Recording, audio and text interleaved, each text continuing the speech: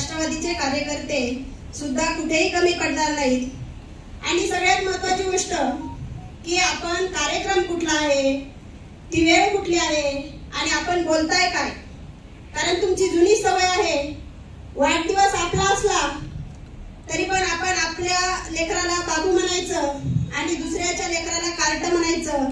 ज्यांनी स्वतःच्या वाढदिवसाच्या दिवशी आदितीताईंवर टीका करण्याचा प्रयत्न केला ते भरत शेठच्या वाढदिवसाला जाऊन नवीन काय करतील। कारण आम्हाला अपेक्षा पण नाही की तुम्ही नवीन काहीतरी करताल। तुम्ही भरत शेठच्या वाढदिवसाला गेलात तर तुम्ही भरत शेठचं भरभरून कौतुक करावं, आम्हाला त्याच्यात काही शंका नाही। परंतु जसं आता भरतबाईंनी सांगितलं, तुम्ही जातीवादी आहात।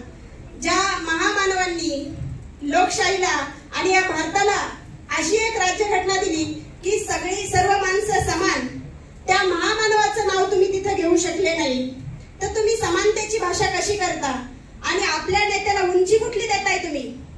तुम्ही भरतबाईचं कौतुक करताना तुम्ही बोलताय की शिवाजी महाराजांनी जे किल्ले उभारला, रायगड किल्ला उभारलाय, त्या रायगड किल्ल्याच्या उंची एवढं भरतबाईचं काम आहे।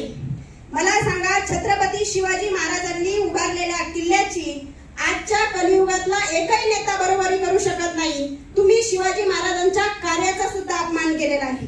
तुमच्या नेत्याचं कौतुक करताना तुम्ही आमच्या नेत्याला काय बोलताय? सुनील तटकरे मुर्दा दिले।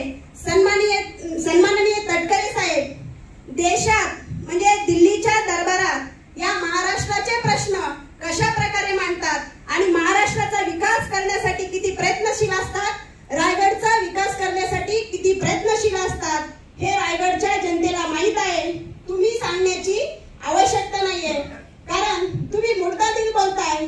तर मला सांगा, आम्ही राष्ट्रवादी काँग्रेस पक्षाचे सन्माननीय नेते अजित दादा असतील, तटकरे साहेब असतील, आम्ही जिंदादिल होतो म्हणून महाराष्ट्रात राहून आम्ही महायुतीत सामील झालो। जे मुर्दादिल होते त्यांना सुरत, गुवाहाटी आणि गोवा असा प्रवास करावा लागला। तुम्ही जर जिंदादिल असतात तर तुम्हाला महाराष्ट्रातून पळून जाऊन तुमच्या वेगवेगळ्या कला महाराष्ट्राच्या बाहेर जाऊन सादर करण्याची वेळ तुमच्यावर आली नसती। तुम्ही कुठल्या पिक्चरचे डायलॉग मारता? तर माझी पण तुम्हाला विनंती आहे, धर्मवीर पिक्चर तुम्ही पुन्हा एकदा पहा आणि गद्दारी काय असते हे आम्ही नवीन सांगण्याची गरज नाही। गद्दारी तुम्ही महाराष्ट्राला दाखवली, आजही तुमची ओळख महाराष्ट्रात गद्दार म्हणून आहे। तुम्ही किती ती पुसण्याची प्रयत्न केला तरी गद्दार म्हणून तुमची ओळख हा महाराष्ट्र कधीच विसरणार नाही, त्याची नोंद इतिहासाने घेतलेली आहे।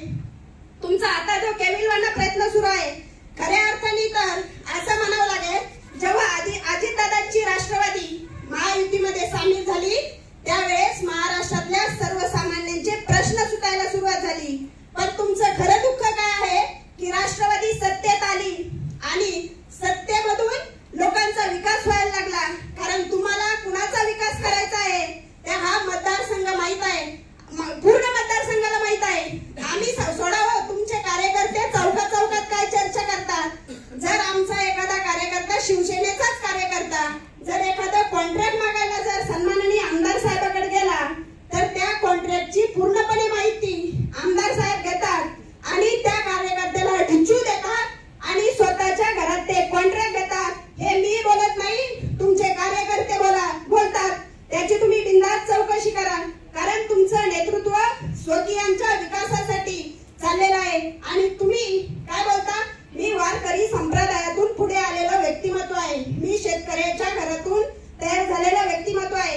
तुम्ही विचार करा, वारकरी संप्रदायाच्या घरात तुम्ही जर तुमच्यावर संस्कार असतील तर एकदा पंढरीची वारी बघा आणि पंढरपूरच्या पांडुरंगाचं दर्शन घेताना जी रांग असते, चुकून जर एखाद्याला धक्का लागला तर लोक काय बोलतात? माऊली। कुणी अरे तुरे भाषा किंवा अपशब्द वापरत नाही। जर तुमच्यावर वारकरी संप्रदायाचे संस्कार असतील तर तुम्ही तटकरे साहेबांवर या भाषेत टीका केलीच नसती। कारण तुम्ही तुमच्या स्वतःला वाचवण्यासाठी वारकरी संप्रदायाचा सुद्धा अपमान करत आहात। हा माझा तुम्हाला प्रश्न आहे। दुसरी गोष्ट, तुम्ही एक भाषा वापरली की राष्ट्रवादीला आणि तटकरे साहेबाला सत्तेचा माग